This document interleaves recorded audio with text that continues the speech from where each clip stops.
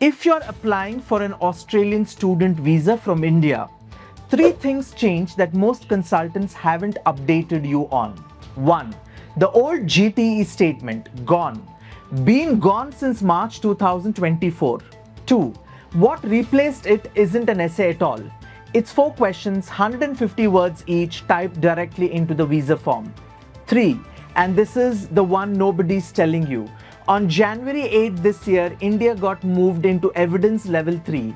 That's the highest scrutiny tier in Australia's entire student visa system. So if your consultant just handed you a 400-word essay template, that template is 2 years out of date. And this year, a sloppy answer gets noticed faster than it used to. In the next 8 minutes, I'll show you exactly what to write in those 4 boxes and exactly why Indian applicants need to get it right the first time. Let's clear up the confusion first.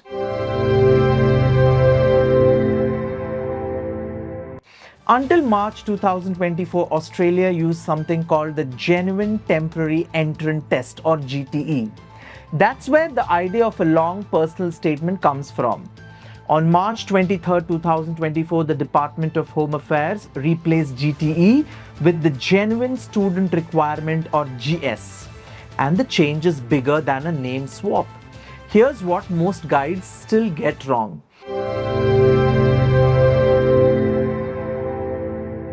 The department does not want a separate statement attached to your application. The student visa application form itself asks you a set of specific questions and you type your answers directly into those fields. Each answer has a hard limit, 150 words. Not a suggestion, a limit. Everything you write must fit inside that box and it must be in English. So if your consultant is handing you a 400-word essay template, that template was built for a requirement that stopped existing 2 years ago. So what are you actually being asked? The department lists a handful of specific questions inside the application form itself. First, your current circumstances, your ties to family, your community, your employment, your economic situation back home. Second, why you want to study this particular course with this particular education provider, not just a good university. Your understanding of the course requirements and what studying and living in Australia actually involves. And third, how completing this course will benefit you, your career logic, how this specific degree connects to where you've been and where you're going. And fourth, any other relevant information you want the case officer to know. And if you held a student visa before or you're applying onshore from a non-student visa, there's one more question about that history. 4 to 5 boxes, 150 words each. That's the entire written component of your genuine student requirement. Now here's the part nobody explains clearly enough. How to actually fill these boxes. Rule 1. Be specific, not generic. Don't write this university has a good reputation. Name the actual research group, the specific specialization, the module that connects to your background. Case officers read thousands of these responses. A templated answer stands out immediately. Rule 2. Your words and your documents must match. If you say you've worked in the marketing for 2 years, your employment letter and bank statements need to say the same thing. The department explicitly gives more weight to answers backed by evidence sitting in your IME account. Rule 3. Show academic logic. If you're moving from a bachelor's in commerce to a master's in data analytics, connect the dots in your own words. If there's a gap in your education or you're stepping down to a lower level course, explain it with evidence, not just a sentence. Rule 4. Don't recycle your own old GTE statement. If you or your consultant has an essay sitting in a folder from a previous application, this is not the year to reuse it. If you want your specific answers reviewed line by line before you submit, that's exactly what we do at Maven Consulting Services. Links in the description. Here's why getting this right matters more this year than last year.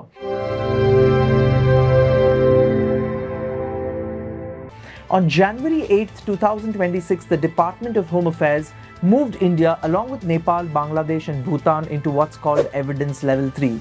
That's the highest scrutiny tier in Australia's student visa framework. This doesn't mean Indian students are being banned or blocked. It means the bar for documentation just moved up. Bank statements now face closer verification. Course and provider details get checked more carefully, and your written GS answers get compared against your file more closely than before. In practice, that means the 150-word answer you type is no longer just a formality, it's one of the first things a case officer weighs against everything else in your file. Under evidence, level 3 sloppy or inconsistent answers stand out faster and not slower. Let me leave you with the mistakes I see most often. 1. Copy-paste answers. If 2 sentences of your response could belong to any student applying to any course, rewrite them. 2. Answers that contradict your documents. This is the single biggest cause of extra scrutiny or an interview request. 3. Ignoring the course progression question. Applying for a course at a lower academic level than your last qualification without explaining why reads as a red flag by default. 4. Trying to attach a separate long statement instead of answering inside the form fields. The department has said clearly they prefer your answer inside the form. Fix these 4 and you've already fixed most GS rejections I see. So to recap, the GTE essay is gone. What replaced it is a 4 to 5 short specific evidence-backed answers of 150 words each, answered directly inside your visa application. And with India now at evidence level 3, precision matters more than ever. If you want your genuine student answers reviewed before you submit, not after, visit Maven Consulting Services. We are commission free, we've been doing this since 2011, and we tell you what actually strengthens your file, not what's easiest to sell you. Links right there in the description. If this helped, hit like. It helps this reach more students across India who are still being handed outdated templates. And subscribe, because every week I break down exactly what's changed in student abroad policy without the panic and without the sales pitch. I'll see you in the next video. Until then, keep it honest, keep it specific. And before I leave, I see that a lot of my viewers watch my video but haven't subscribed to the channel. Please go ahead and subscribe to the channel. It helps you get all future updates related to study abroad, and specifically for study abroad aspirants from India. Thank you.